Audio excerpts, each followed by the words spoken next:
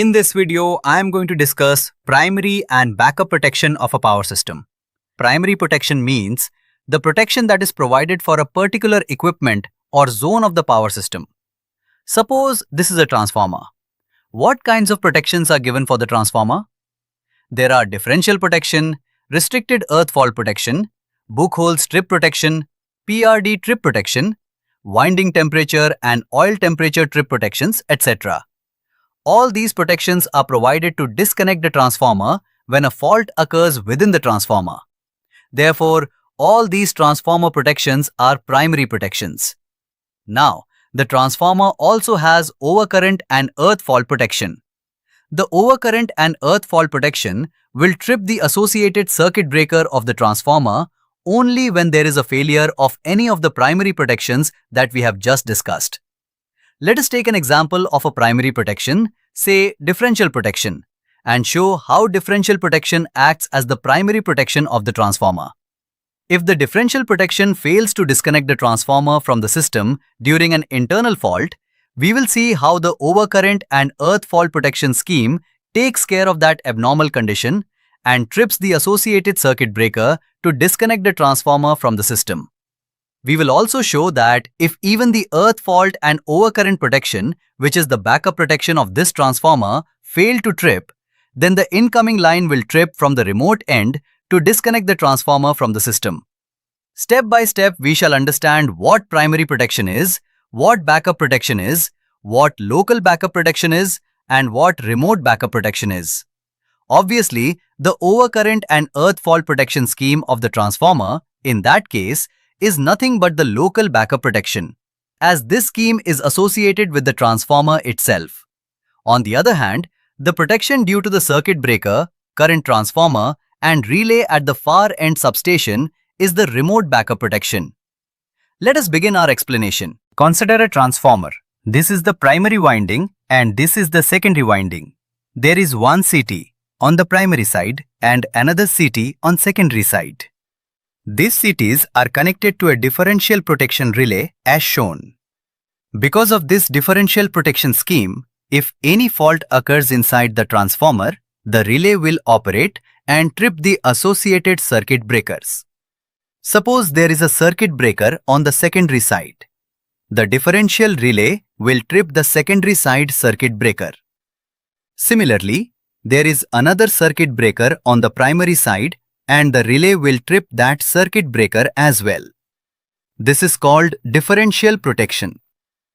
It is the primary protection of the transformer because whenever an internal fault occurs, the transformer is disconnected from both the HV side and the LV side.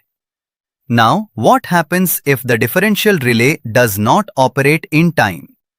In that case, we install additional CTs associated with overcurrent protection and earth fault protection on the primary and secondary sides. These relays act as backup protection and can trip the circuit breakers if the differential relay fails to clear the fault. This arrangement is called backup overcurrent and earth fault protection of the transformer. In other words, if the differential relay fails to operate and disconnect the transformer during a fault, the overcurrent and earth fault relays will trip the appropriate circuit breakers and disconnect the transformer from the system. However, the differential relay and the overcurrent earth fault relays do not normally complete their operations at the same time. When a fault occurs, both relays detect the fault and initiate their operating processes simultaneously. The differential relay is almost instantaneous, whereas the overcurrent and earth fault relays are provided with a time delay. As a result, both relays start operating, but the differential relay completes its operation first. It trips the circuit breakers and disconnects the transformer. Once the transformer is disconnected, the fault current disappears. Therefore, the overcurrent and earth fault relays cannot complete their operating cycle and return to their normal state. In this case, the backup protection does not operate. However, if the differential relay fails to operate, the overcurrent and earth fault relays continue their process. After the time expires, they trip the appropriate circuit breakers and disconnect the transformer from the system. Since these overcurrent and earth fault relays are installed locally and are directly associated with the transformer, this arrangement is known as local backup protection. Now consider another situation.